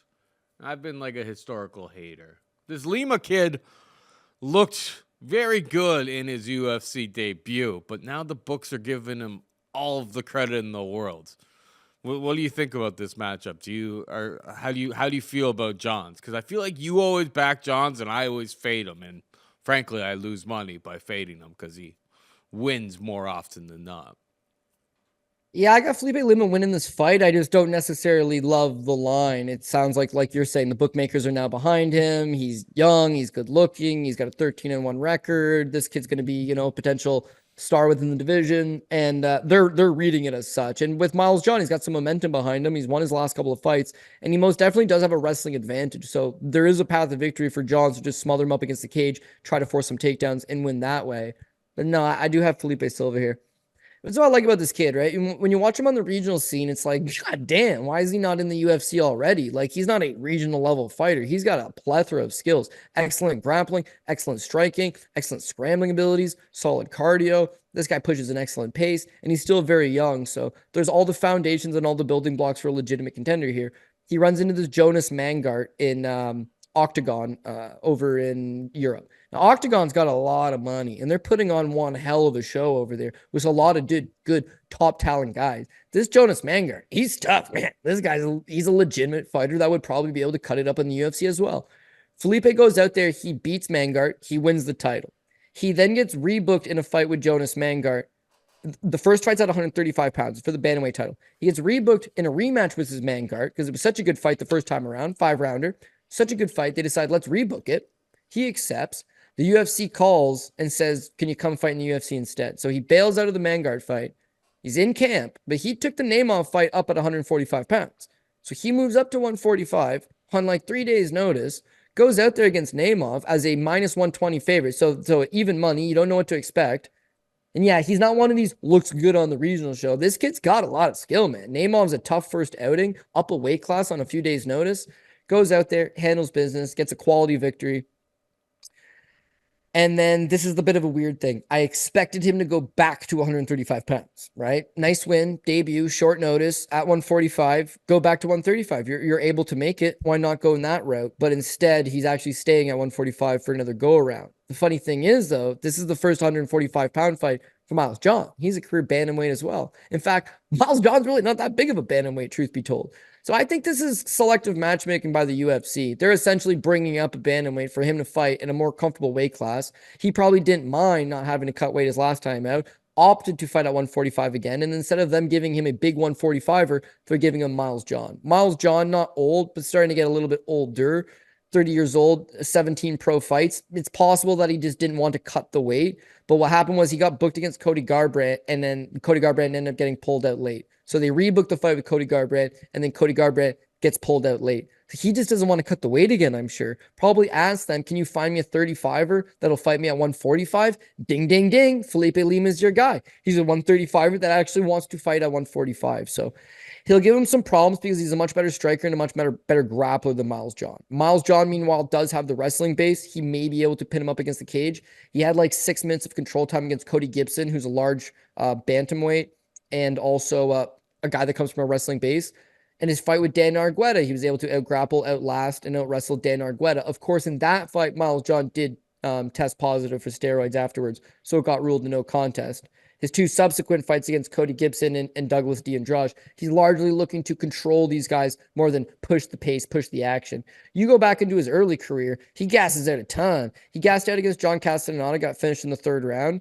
He gassed out after 1 round against Mario Batista, got KO'd in the 2nd, and he won a split decision over Cole Smith, where he completely gassed out and lost the 3rd round to Cole Smith, who took his back and almost choked him out. So if he's not on the go-go juice, which the best fight he's looked in was the Argueta fight. He looked solid in that fight. That one, it turns out he was on some performance enhancers. Take that one off the table, he's largely looking to just control you up against the cage. And maybe that's enough, but at 135, 145 pounds, there's going to be lots of scrambles, lots of movement. I do honestly feel like, I think this is in a big cage as well because it's in an arena over in Tampa. He's going to have lots of space to operate with, and I do feel like these Florida judges, these Florida fight fans, they're going to be looking for who's landing shots, who's doing damage, who's trying to finish the fight. There's going to be a lot of boos and a lot of boos early. If you just even take the guy down, let alone try to hold him up against the cage for 3 minutes, right? So I think overall, Felipe is just going to do the better body of work and they'll eventually award it to him. So that's my pick. Do I like this money line? No, not really. Like, it's a little bit greasy. I would like to live bet it, but also if he wins the 1st round, he's going to shoot up to minus 700 or something stupid. So I'm just going to bite the bullet and take Lima pre-game. Probably going to be a top 6 guy for me this week. But again, I do understand that there's a few things that could go our way or against us. Yeah. All right, let's move on. We've got Miranda Maverick taking on Jamey-lyn Horth, minus 526 and growing for Maverick. The books fear the Maverick, I guess. Your girl, Jamey-lyn Horth, plus 390. The problem is that, like, Horth really seems to struggle with, like, people wrestling. Yeah. So, like, I understand why Maverick's the favorite. But are we starting to get into, like, Pat Mayo special range here? It feels like we're starting to get into that. Horth hasn't really been all that impressive in her UFC run. Obviously, you know, she was kind of losing grappling exchanges against someone way smaller than her in Veronica Hardy. The Petrovic fight, pretty ugly. Got that decision, but maybe because we were in Canada, like 29-25 on significant strikes, mix it up 2-2 and takedowns. Haley Cowan took her down twice. There's a common, she's 2-1 in the UFC, but there's a common thread here, and it's that she can't really stop a takedown, and Maverick is the best wrestler that she's taken on. So I get it. But there's no way for me to, like, I'm sure she's probably going to be high up on your PRP. No. Okay, because like No. I don't know if I can get to like minus. It's like minus 600. It's growing. It's gonna be like minus 700, probably pretty soon. I don't think I'm gonna have the courage to pull the trigger on Horth, but it's just a straight up avoid spot as far as I'm concerned. I think Maverick will win. I think she will be able to secure takedowns, get tons of top control, maybe even find a submission at some point over the course of 15 minutes. But I'm avoiding this money line like the plague. What's your take? Yeah, honestly, I agree with you in large part with pretty much everything. It looks good. It looks easy money. It looks minus 600 Miranda Maverick because of the takedown, right? We know with Jamey-lyn Horth, she's 34 years old now, so she's late to get to the UFC. She's had 10 pro fights, so she's not super experienced, but she's a little slow in there, a little flat-footed, and she's prone to getting taken down. That's an aspect of her game we didn't really see on the regional scene, but now since she's come to the UFC, it's there for the taking. You've already mentioned the fights, Veronica Macedo especially because she's such a small fighter, that you just time a good entry on her, you're going to take her down. Ivana Petrovic, she didn't even have to time a good entry. It was like the sloppiest judo toss from a position that you really shouldn't get a takedown from, at least not in 2024, and then does it twice, actually. So there's probably some holes in her grappling and her counter wrestling. And if that's the case, Miranda Maverick should just be able to take her down. This is easy money. This is very straightforward. So why not put it on the top? Why not put it on the second line?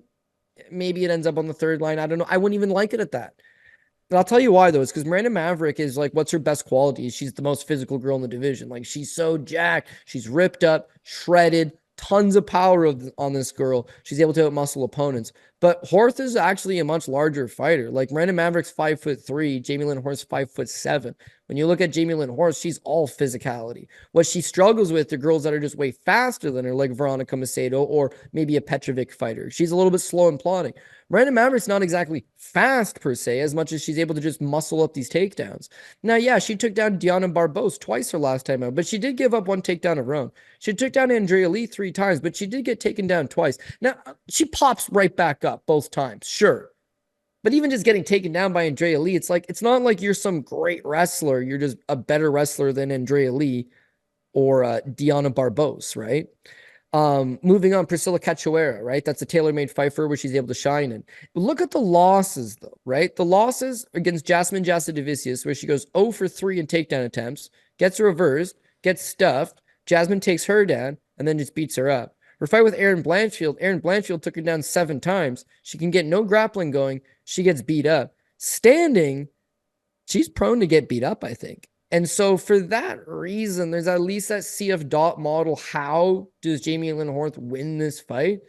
She's got to stuff a few takedowns to keep this thing standing. If she does, she's got much more height, much longer reach. Not much longer reach, but she's just going to be the longer proportionate fighter. She's a better striker than Miranda Maverick. She can meet a lot of that physicality. It's just, is she going to get tripped up? Because her issue is that when she gets tripped up, when she hits the ground, I'm not seeing that explosiveness to create a scramble and get back up, to create space, to angle off, to shoot back up to your feet. She generally kind of accepts being on the ground, and that's terrible spot being against Miranda Maverick. So Maverick is the play, but wait until weigh-ins and you'll see them next to each other, and then maybe it'll be like, okay, Miranda has to get takedowns. She doesn't get takedowns.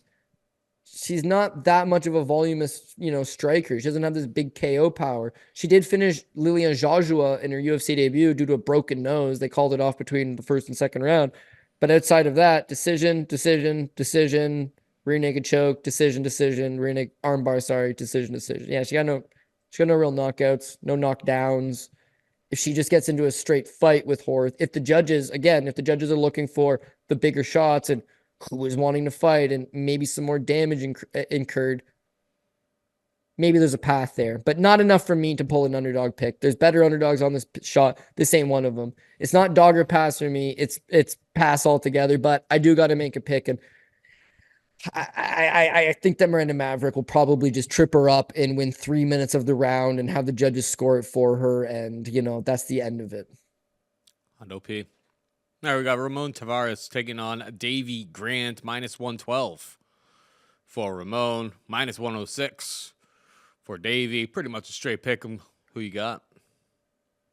I mean, yeah, I got Davy Grant. But what could possibly go wrong? Well, what'll possibly go wrong is Davy Grant fights every time. Yeah, he's always in close fights, and they just love screwing him. Like, I thought that he did win that Daniel Marcos fight, which he didn't double him up, but he certainly was landing the better shots and more of them, and they just split goes against him. His fight with Adrian Yanez, it wins fight of the night. It's very close. It's very competitive, but the split goes against him. His fight with Marlon Vera was actually a really good fight. But again, it's like the decision goes against him. So his win condition has been just finishing these guys, right? And yeah, he's got a great submission game. He's got an inverted triangle choke over Rafael Assunção. The Luis Smolka fight, he knocks out Luis Smolka. There's some power in his game. You've seen him knock out Jonathan Martinez. He's also got a super quality win over Marlon Vera back in 2016. So they end up fighting twice. They're 1-1 against each other. And both times are really good fights. You've seen Marlon Vera go on to challenge with that upper echelon. Davy Grant's that upper echelon guy that just didn't get the breaks go his way. And for the record, it's partly his own doing. He's been in the UFC for 11 years.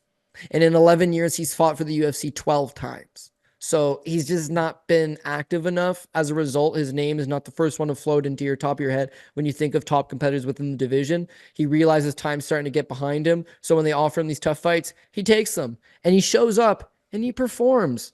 And it just doesn't go his way necessarily sometimes, and the judges don't agree. So it's a bit of a tough fight in that regard. But it's a 50-50 fight. The line's pretty well 50-50. Davy Grant's got all the back class in the world on him. Did I mention Davy Grant's got 12 fights in the UFC? Yeah, Davy Grant fought for the finals of the Ultimate Fighter back in 2013 against Chris Holdsworth. Yeah, Davy Grant's 1-1 with Marlon Vera. He's got a win over Rafael Assunção. He got robbed by this undefeated Daniel Marcos guy, who they're saying is a 2.5-1 favorite over Adrian Yanez, who also robbed Davy Grant. He's fought a lot of good guys and given a great account of himself.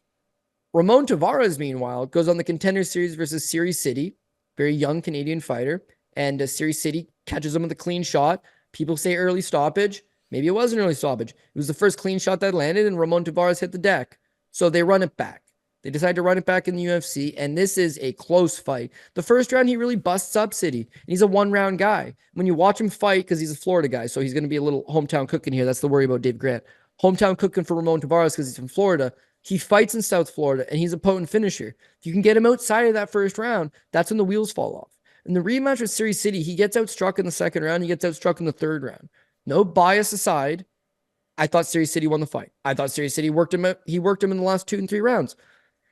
But the blood and the knockdown, it just looked good enough for Ramon Tavares that they give him a close decision, but they award it for him. And I'm not complaining about that. I'm just saying it's a bit of a stretch for me personally that you make your UFC debut against a kid making his UFC debut in a absolute tit-for-tat war that I thought went against you, but they squeaked it out for you in your decision.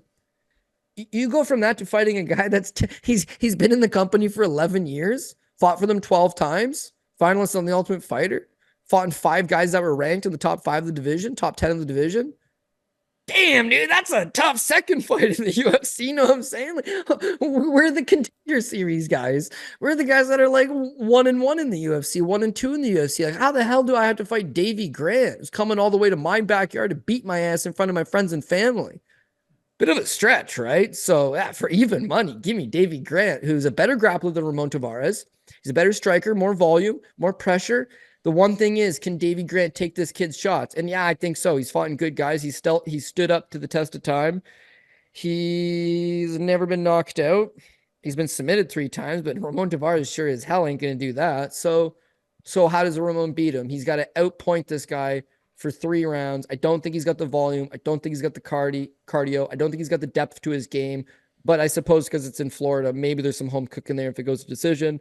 I don't see it.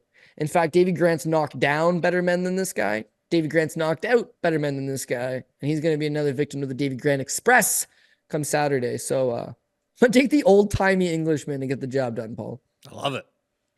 I love it.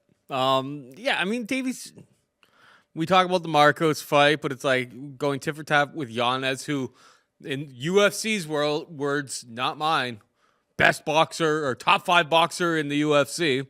And he like went tit for tat with like Marlon Vera, was able to go to decision against him. It's like this guy's pretty solid all the way around. He's had some, tough calls with the judges. But yeah, in terms of experience, wealth of experience and ability here, like Ramon Tavares, like you better be in for it. I wouldn't be completely shocked if Davy Grant goes out there, is able to find a submission, because like what do we really know about like Tavares' grappling game here? And I know that like historically not a big grappler in Davy Grant, but inverted triangle choke against Rafael Assunção has to mean something. Fact. Has to mean Davy, 38-year-old Davy, has been putting some time in his gi. So I wouldn't be shocked if like he kind of flips the script in that respect in this fight as well. And finally, we got Josephine Knudsen taking on Piera Rodriguez. Knudsen, a minus 227 favorite. Piera can be at for plus 190. Your thoughts? Yeah, this is another one of those tough fights that it's just like there's a good, easy, viable win condition for both girls. It's just who you're going to trust to go out there and get the job done. So I tend to prefer Josephine Knudsen just because we've backed her in all of her fights so far, and she's not let us down so far. She's got excellent Muay Thai. She's very physical in the clinch, although she's a stand-up striker. You saw in her fight against it's Marich Man, so you can do whatever the hell you want. But yeah, she did have some depth to her grappling as well. She's able to score takedowns. She's able to trip her opponents up. And then when she does get on top, has some decent enough volume. Her last time out against Julia Palassari, she does get taken down 3 times. But again, good ability to scramble back up to her feet. And then overall lands 124 significant strikes versus 64 for her opponent. So doubles up her opponent. And she had been taken down 3 times. That kills your ability to land significant strikes while you're on your back, and just slows down the pace overall, and then gives your opponent a chance to kind of rack up her numbers. Not so much the case. Knudsen looked strong in that fight. She looked competent in that fight. Palassari's not a bad opponent. Definitely a good step up. All Stars is an excellent gym in Sweden. I feel like they're doing all the right moves with Josephine Knudsen. But if you were going to beat her, I think the path to victory definitely lies with that takedown. Palassari exposed her a little bit, maybe so to speak. Somebody more competent might be able to get the job done. Piera Rodriguez, meanwhile, I don't think I rate her by any stretch of the imagination, but a couple good things she's got going her way is that she is very physical. Like, she's a very physically strong fighter, and she's trained with a lot of high-level BJJ black belts, whether it be Mackenzie Dern or Vanessa Demopoulos. She's been in the room as a training partner with a lot of these strong, rugged, good grapplers. She's able to push that pace on her opponents. All of her wins, Valeska Machado, decent win to be honest with you, 3 takedowns over. Kay Hansen, okay win, 3 takedowns over Kay Hansen. Sam Hughes, another okay win, 5 takedowns over Sam Hughes. Her fight with Jillian Robertson's the bit of the outlier for her. She takes down Jillian Robertson first. She scores the first takedown of the fight. She's winning the first 2 minutes of the fight, first 3 minutes of the fight. Oh boy, and then she just gasses out, straight gasses out.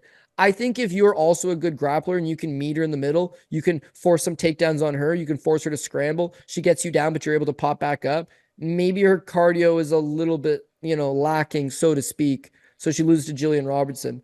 I faded her against Ariana Carnelosi, thinking she has cardio problems, thinking she's really not that good. Her striking seems to be low volume. She's not willing to stand with opponents. She keeps trying to force these takedowns. And I thought Carnelosi might be okay.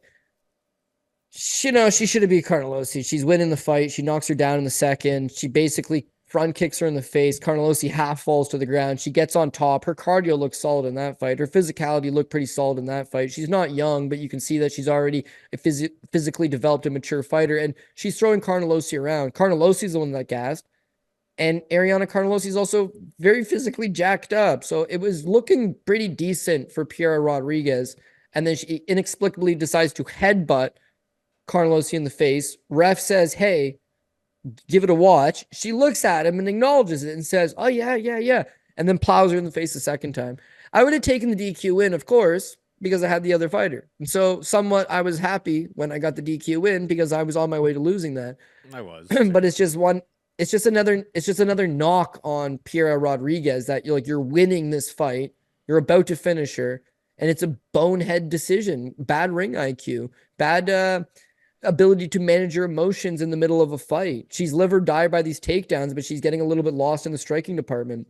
So against Josephine Knudsen, she's going to be getting outstruck, which is going to cause her to pressure forward, get inside that clinch, and try to muscle her to the ground. If she gets down Knudsen, I could see her having stretches of 1.5 minutes, 2 minutes of top control, which would be bad for us. But in my heart, I feel like Knudsen does enough to just work her way back up and cause Rodriguez to tire. I really need Pieri to start to tire. Once she starts to tire, the takedowns don't materialize. Once the takedowns don't materialize, what happens is she's still going to shoot. She's not going to get it to the ground right away. It's just going to back up Knudsen towards the cage. Knudsen's now going to be able to use the cage for leverage to keep herself standing, but now they're in a clinch position. From there, you'll see Knudsen start to land short knees on the inside, short elbows on the outside. That inside work should be enough for the judge to say, one girl's working, one girl's wall installing, but I need them to get it right, Paul. And when you're 2-1 in women's MMA, it never feels good. So I have Knudsen, but this thing could get lulled down or she could get taken down and it's not going to look or feel good for us. So it's kind of need to go one specific way. If you're a Rodriguez backer, you're getting a fine number on her. She has a path of victory. I would try to spice it up by taking her by decision. Overall, I probably just take this fight to go to decision. If you're a 2.5 guy, over 2.5, take this one to go over 2.5. But I feel like Knudsen's overall body work, more volume, better shots landed, ability to get back up and just kind of cause her to make her work. That should win the decision, right? Or you're going to get bad officiating. It's Florida.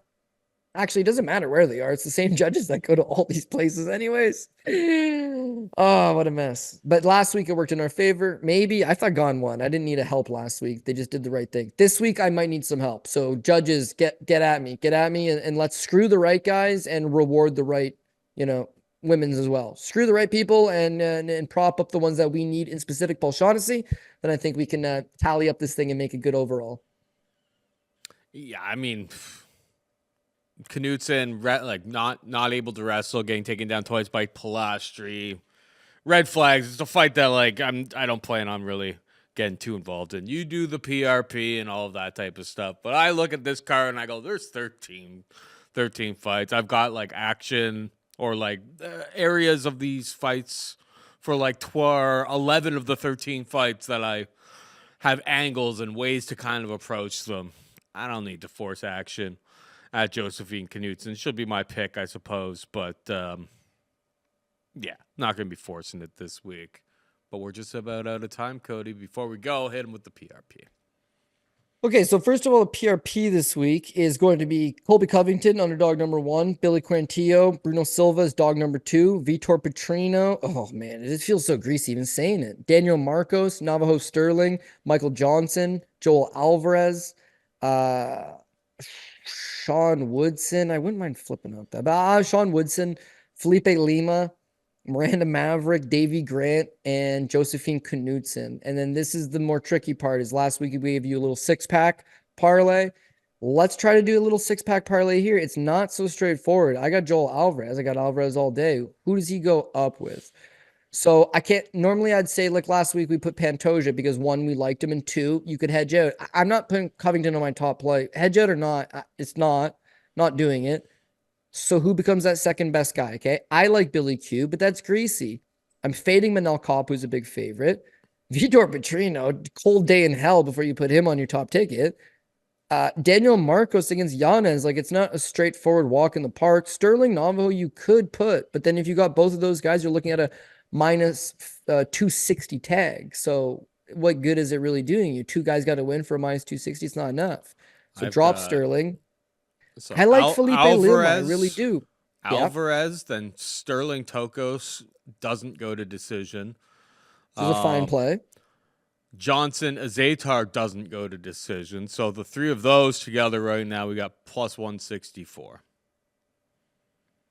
Yeah, that's actually nice. That's cooking with Shag. Yeah, you know what? There's always those, and Paul's got a sharp eye on that. Is that we're just giving you the PRP is just straight plays, and although Yeah, I it's don't advocate props. parlaying It's a long whole props, it's way, like, whole world that yeah, there's. you can get into I there. know it's a whole thing, and we did mention this last week's show is that I was taking Stirling. I thought Stirling had a shot, but the safety net, the parachute here It was is that over. the fight is going to go the distance, and the fight goes the distance was minus 400. That's not great.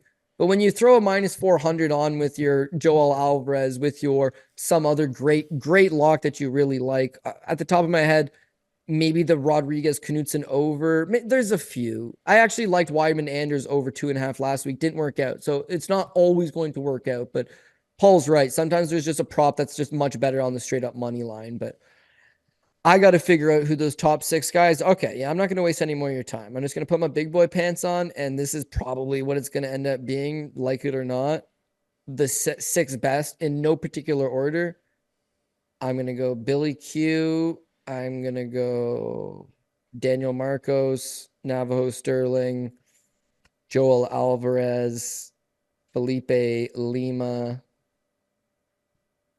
Man, I'm going to take Davy Grant. Take Davy Grant. Oh, boy. It's either him or Michael Johnson. I think I'd feel better with Grant. And then Miranda Maverick, right? Those, oh, you know what? You can just drop Grant and only have Miranda. Yeah, that's 6 right there. You want to greasy with it after that, go ahead. But that 6 right there would get you plus 450. If you were to add that one extra line would be Grant and Michael Johnson. That puts you down to plus 1,400.